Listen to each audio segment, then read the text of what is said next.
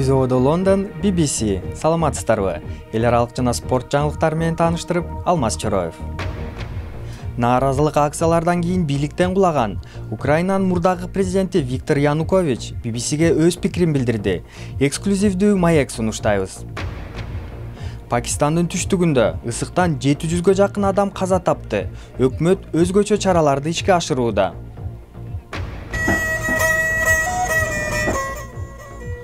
Непалдын бийлиги зилзаладан кийин кайрадан туристтерди чакырууда. Украинанын мурдагы президенти бийликтен кулаганына 16 ай өткөндөн кийин биринчи жолу BBC менен маек курду.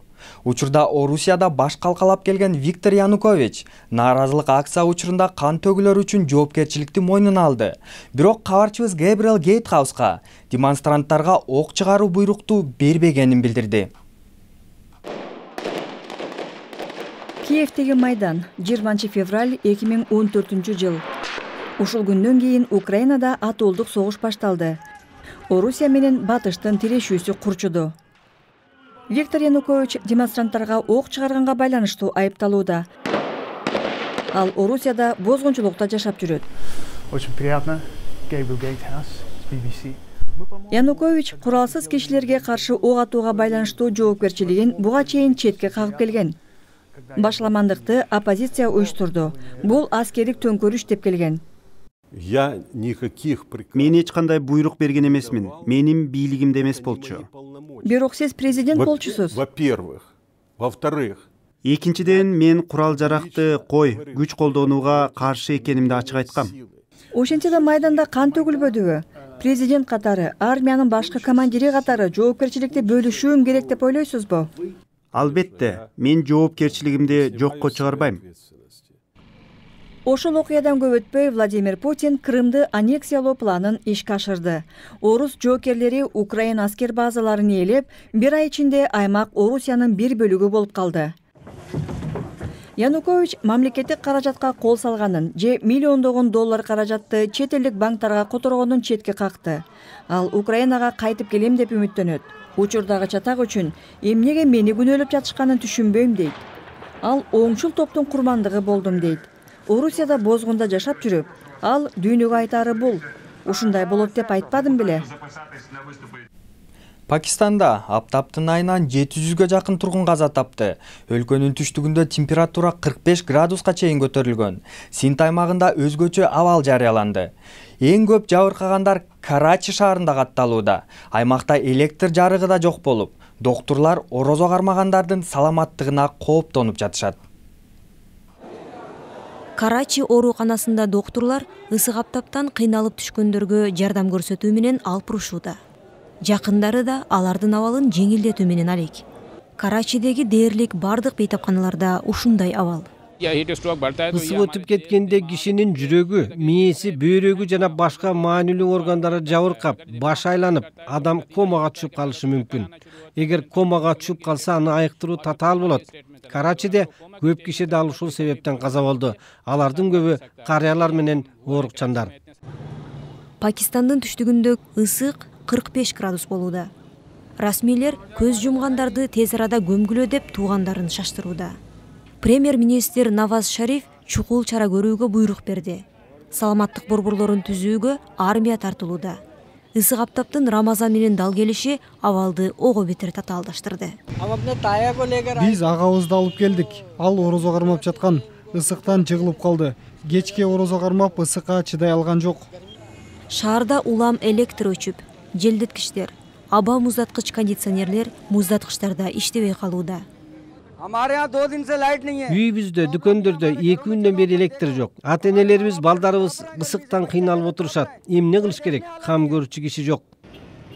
Мындан 1 ай мурда Индияда да ысыктан 2000ден ашуун киши каза тапты. Метеорологдор жакын арада жамгыр жаайт деп болжошууда. Түзөөдө BBC. Эми күндүн башка жаңылыктарынын тизмеги. Руанданын чалгындоо кызматынын жетекчиси Испаниянын өтүнүчү менен Лондондо камакка алынды. Руанда бул кадамды сынга алып, өлкөнүн тышкы иштер министри генерал Карензи Карекенинин камакка алынышы Африка өлкөлөрүн кемсинтиш үчүн жасалды деп белгиледи.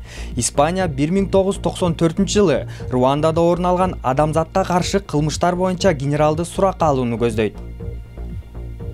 Евро биримдиктин лидерлери Грециянын карызы боюнча кризисти жөнгө салууга сунушун талкуулашууда. Грек өкмөтү салыктарды көтөрүп жана пенсия курагын өзгөртүп, 2 жылдын ичинде 8 миллиард евро чогултарын белгилеген. Европа биримдиктин өкүлдөрү дүйшөмбү күнү Грециянын сунушун түзүк кадам деп баалашкан. Пил сөөгүнүн жээгинде полиция кызматкерлери 48 өспүрүмдү кулчулуктан бошотту. 5 жаштан 16 жашка чейинки балдар Буркина Фасо, Гвинея, Мали жана пил сөөгүнүн жээгинен экени аныкталды. Интерпол бул өспүрүмдөр катаал шартта какао плантациясында иштеп келгенин билдиришти. Мыйзамсыз адам ташыган 22 киши камакка алынды. Непалдын расмийлери 2 ай мурун болгон зилзаладан кийин чет өлкөлүк туристтерди кайрадан чакырууда. Өкмөт ЮНЕСКОнун дүйнөлүк мурастар тизмесине кирген 6 жай ачылганын кабарлашты. Жергиликтүү тургундардын көбү туризм аркылуу жан багат, бирок коопсуздук көйгөйлөрдөн улам быйыл туристтердин саны кескин төмөндөгөн.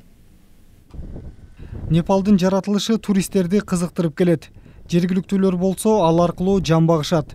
Бирок өлкөдөгү ири зилзаладан кийин жыл сайын агып келген альпинисттер быйыл байкалбайт. Непалдын көчөлөрү туризм сезонунда элге толуп турат. Өкмөт болсо туристтерди чакырыш үчүн геологдорун тоолорго жөнөтүүдө. Алар альпинисттер баскан жолду басып, коопсуздук абалына баа беришет. Биз 3 айдын ичинде изилдөөлөрдү жүргүзүп бүтүрө алабыз. Бирок өкмөт жана эл аралык уюмдардан жардамга муктажбыз. Биз чет өлкөлүк адистерди жергиликтүү геологдор менен чогуу жөнөтүшүбүз керек. Рамеш изилдөөлөр жыйынтыкталганда туризм сезондун башталышы октябрга чейин туристтер агып келишет деп ишенет. Бирок учурда Непалда жүргөн чет өлкөлүктөр коопсуздук маселеси жок экенин айтышууда. Эч кандай маселе жок. Жергиликтүү туристтерди эле күтүп отурушат. Мен Непалга 2-нчи жолу келип жатам. Эч нерсе өзгөргөн жок. Баары ордунда. Бирок Саңду Тамаңдын айтымында баары өзгөрдү. Анын Лангтаң аймагында мейманканасы бар болчу. Учурда Саңду чатырда жашайт.